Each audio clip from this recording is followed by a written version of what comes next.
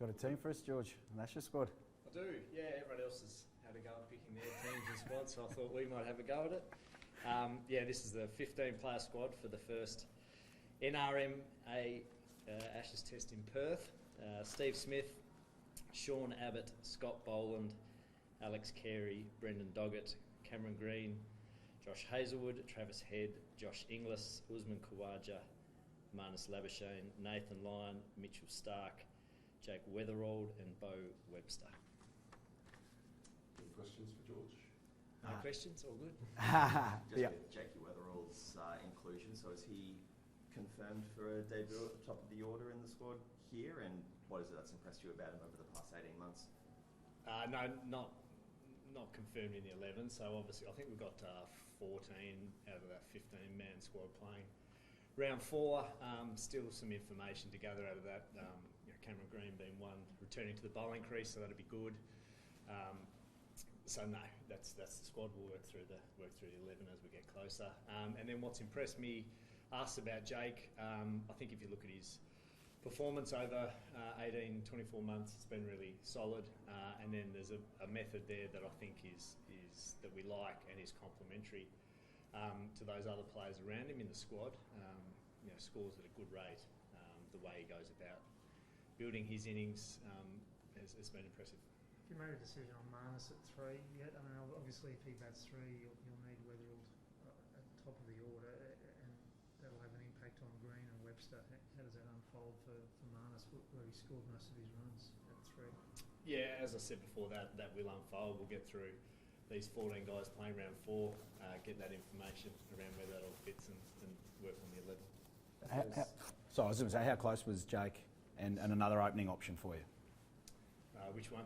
Well, Renshaw, because you're in Queensland. There's a lot of people on this side of the border that are going, geez, we thought he might have been a chance. No, obviously, what's been really pleasing is there's been lots of batters scoring runs. So it creates good debate, creates great discussion, makes challenging decisions. So that's as opposed to getting 3 or 4 rounds into Shield cricket and no one. There's been hundreds scored around. There's been lots of runs scored. So that's really pleasing. How much more bowling do you want to see Cameron Green do before this test match? The exact number in this game, I think it's 15 to 20 this game. So I imagine he'll hit that, and that's pretty close to what you sort of need from your all-rounder. And then obviously, what are we still 2.5, 3 weeks away from that first test? So continue to build on that. Could he play as just a batter? Yeah, he has done. Will he? Do you think? Well, I don't know, because that many overs. I think I'm hoping that won't be an issue because he'll return to the bowling crease. There's been a long build for Cam. It's been a slow and steady and very deliberate build up. So confident that that'll continue, and we'll get good information from this next round of Shield cricket, and he'll get the bowling crease. Cam Green looks to do his bowling. Does that mean there's still space for Bo Webster, or? Yeah, again, they've played together in the past, so there's no reason why. In the past, you've named squads for maybe the first 2 tests of a series. Is that the case for this one? No, not necessarily. I mean, again, hopefully Paddy will be with us in Perth. He's continuing to build, so hopefully there's an injection of him into the squad at some point. I think like any summer, it's a home summer. Everyone's here, they're all playing cricket. If and when we need to adjust the squad, we will. How crucial is Cam Green and his fitness? Because it sounds like plan A is for him to be the all-rounder. So how much rests on him being able to get through this Shield game next week and with those amount of overs under his belt? It'd be great to see because that's his skill set, isn't it? So that's if someone's an all-rounder, you want them to be able to, in an ideal world, to be capable of performing their skills. So it's a nice piece of the puzzle, but if it's not the case and it ends up being another test, then that's okay. We'll work through it. You've dropped Sam Konstas from this squad. What's your message to him? Why did you leave him out, and what do you want to see him do? I feel for Sammy because I think at the moment, I feel like at the moment if he farts, it's a headline. And there's a handful of young guys his age playing Shield cricket around the country, and they're all learning and they're all going through a journey of becoming the best cricketer they can be. And Sammy's no different to that. He just happens to be doing it under what seems to be immense scrutiny at the moment. We really like him. There's the investment he's been in around Boxing Day tests. He's been on subcontinent tours. He's been on MRF tours, Aussie A tours. So we like the skill set there. Confident that over the long run it'll continue to build out it. It's not going to be linear. No one's passage through their career is linear. But the message is just to keep it simple and score runs and bat for as long and as helpful a way as you can for New South Wales. Are you still hopeful that Pat Cummins will be available for the second test? Yeah, I hope so. So he bowled yesterday. He'll bowl again today. So yeah, all reports is that's still tracking. And yeah, hopefully second. If not second, hopefully third. Can you walk us through the shift that you've seen in Marnus since being left out of that windy side? He's been scoring runs for fun, but just in the way he's approached it, what sort of shift have you seen in him? They might be the two things: scoring runs and having fun. Yeah, I mean, what are we obviously made the decision to leave him out of the team in the West Indies. He's always been a part of the squad. What we've seen is runs, time at the crease. I think there's an energy and a method that I think is really attractive. But as to the actual changes, I mean, I think he's spoken to them quite a bit. Some of the technical and some of the training and some of the approaches that he's made. At the end of the day, the bit that we like is the runs. You said there's some things you want to look at in this next Shield round, but let's face it, Marnus has said before the start of the season he was batting 3 for Queensland. He's done that and he scored the runs there. What more do we need to find out about where he should bat when he's been doing it at 3? We don't need to see any more. He's in the squad. No, I think as far as, are you trying to in terms of the actual 11 and where that? Yeah. I think that's just that'll just play out in terms of it. Appreciate that everyone wants the 11. That's the squad. The 4th or 5th of November. The test starts on the 21st. Don't necessarily need to name your 11 until the coin goes up and the captain hands the sheet over. Now I don't think we'll be in that position, but we'll work through that. How close was Mitch-Marsh? Yeah, so that was a tricky one. We went to the ICC, and the issue was there that they wouldn't let the umpires take breathalyzers out onto the. And so if he was going to be 6 or 8 beers deep by the time the first ball was bowled, it was going to make it tricky. But was he close to? I mean, there was. Yeah, I think. Did you toy with it? No, not toy with it. It's a discussion. I think everything that's been sort of said about it holds true. I think he's got a game that could provide an injection, a different look at how you might attack it. It's not the path we're going down to start the series. What it looks like later on, we'll see.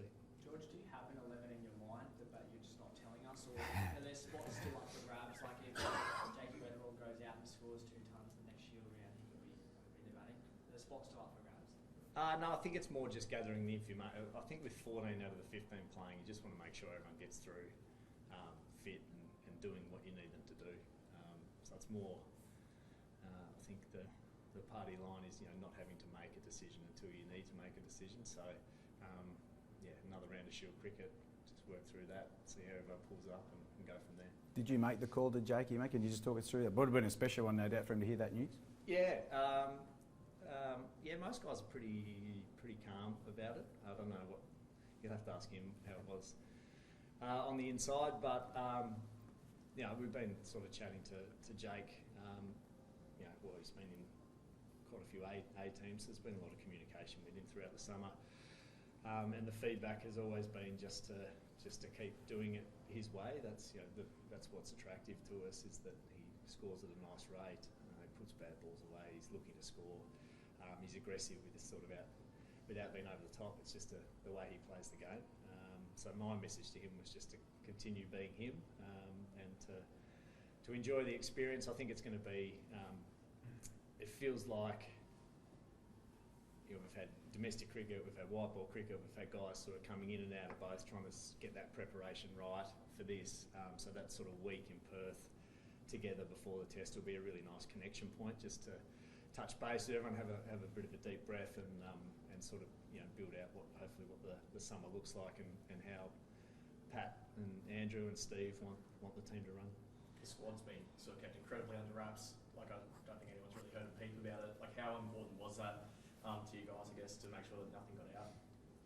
I think it's always nice that the players hear first. And did you say Abbott and Doggett are in this squad? Yes. Is that an indication that maybe those two are neck and neck to be the next fast bowler? It's a little. I think this is always a little bit like the batting one. It's complementary skill sets around where that role might be, what surface you're on, and all those sorts of different things. But it'll be the best fit again. Doggy's played round 3. He'll roll through round 4. Sean's going back to play round 4, which would be good to get some red ball cricket under his belt as well. So we'll work through it. I'm sure if you saw Steve Waugh's comments as well, but he was speaking about how he felt some tough calls needed to be made with this period transition coming up that he hadn't seen enough of, and that sometimes he felt the players were the ones picking the team. Do you have a response to Steve there at all? Well, they weren't in the selection meeting, the players. No, I mean we're aware of the age profile of the team. I'm interested when people sort of have that view as to who would they like us to leave Nathan Lyon and Mitch Stark out. Is it just because of their age, or is that? But I think there's other ways of attacking that. Again, we're investing heavily into Australia A cricket. We're rolling some young guys through. There's been debuts. There's been people on tours. That will happen, but I think you have to have respect for the fact that these guys work incredibly hard to play Test cricket. We see it as still the sort of pinnacle format, and so I think you've got to give due respect that the guys are performing very well, and they earn the right to be selected. But no, I'm not sure the players pick it. I'm sure there'd be more names on that list if the players were able to pick it. You've had a pretty settled top order for the last couple of years. Is this the hardest squad you've had to pick in your time in the job? No, it's not, because I think, as I sort of alluded to, because there's been performances. So the more names you have on the table performing, that I don't see that as difficult. That's good, as opposed to you're trying to fill some spots or some roles and you don't feel like anyone sort of put their hand up. So no, I'll take that any day of the week. George, can you just explain a bit more of Pat's role? Obviously, you'll be there, you'll be keeping a close eye on his bowling rates, but he is the captain. Steve Smith will be in charge. Can you speak a little bit more how that will work, how that working relationship will be? No, I mean, I think talk to both of those guys. I think they work well together. But I think the main, Pat will be there again. Hopefully he's on the sidelines for one test. So he'll be at a stage where it's important he's there as much for his physical preparation. And then, as you said, he is the leader of the group. So again, it's just a set of eyes. It's a calmness. It's an ability to keep the group together, for Steve to be able to bounce ideas off, and I guess to have that golden thread or that continuity through the series that you're after. And could you, I was just speaking another one to Cam Green about where he's at, because we haven't seen him bowl for so long, but clearly he's doing the loads behind the scenes. For him to go from that to 15 to 20 in a match is next week. That is dead set of reality as far as you're concerned, because obviously we haven't seen a lot of him bowling of late. No, and a lot of that's been deliberate around a lot of bowling, but not necessarily in matches. You obviously just had probably had an extra week off after that when he bowled in, what was that now, round 1, and just pulled up a little bit sore from that. So again, it's just making sure that we get that right. It's it's a 12-month build, and to sort of rush a step at the last moment doesn't make much sense. So I think it's been a pretty natural build up. Again, I don't think there's going to be necessarily your all-rounder doesn't sort of need to be in a position to bowl 30 or 40 overs, hopefully, or certainly haven't historically for us over the last little bit. So I think he'll be really well placed. Just on that transitional thing, and you talked about the age profile. You brought in McSweeney last year and Konstas. How do you juggle that? We talk about a transition. They didn't obviously score the runs you would have liked. sticking with them through these bad patches, even if they extend for a few more tests than you'd like? Because they're not there now, but how do you approach that? Because at some point in the future, with the age group, there's going to have to be a bit more possibly a perseverance. Yeah, there may, and I mean, I guess it depends how you want to define failure. They've had opportunities. I'd like to think that for a lot of guys, it's whether they get a taste of Test cricket and then they're out, or they stay in the team. There's still a great, there's a lot of learning, there's a lot of knowledge, and there's a lot of understanding of what's required and what it looks like at the next level. There is a gap between domestic cricket and international cricket, and that part of that's on the field, part of that's just the scrutiny, intensity of it off the field. So I think all of those guys, anyone who comes through the Australian team, through the Australian squad, I would like to think will come out of it the other side with in a better position to understand their game and know what's required, and then hopefully they go back and score runs, and when the opportunity presents, they are in a really good position. Their name's thrown up, and Bud's a good example, and 100 last week, which was great to see. He's another one who's of that batting cohort, I guess, who's started the season well. Marnus has scored so many runs. At what point in your mind had he earned his recall the last couple of tons, just cherry on top? He already got his spot back. Yeah, I think. I mean, you know what Marn's like. As soon as he was left out of that West Indies team, his first question is, "Well, how many runs do you need for me to come back?" And it was a very clear message that the runs would be a byproduct of some of the other things that we wanted to see, and part of that was not getting back to the old Marn, but a method and a way of batting, and a way, and some technical things that we wanted to see. We were confident that if that happened, the runs take care of themselves, and that's been the case. So I think from pretty early on in the season, it was evident that there was, he'd made some nice adjustments and it was in a good place. You're comfortable with him opening if required as well? Yeah. If required, I think he can do it. I think I've said in the past, I'm confident that most players in Australia, if they bat in the top three, I think can have the capability of opening. When you're picking your test squad, how much do you weigh up shield runs against white ball runs? Can you still get yourself into the test side on white ball runs? Yeah, you can.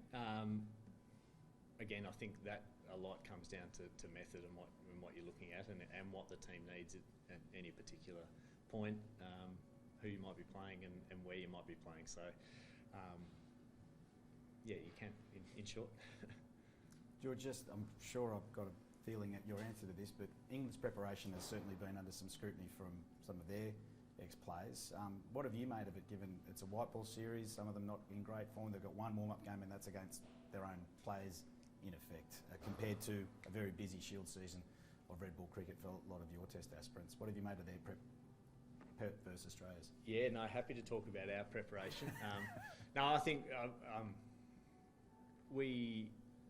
on a serious note, I think we've had really good support from the States, from players, even from the organisation, when you're trying to balance a pretty important white ball series for us against a team as big as India, with trying to prepare some individuals for Test cricket. We've had some good support around that, and trying to get that balance right. So, and I think to end up with 14 of our 15 playing this round of Shield cricket's really pleasing.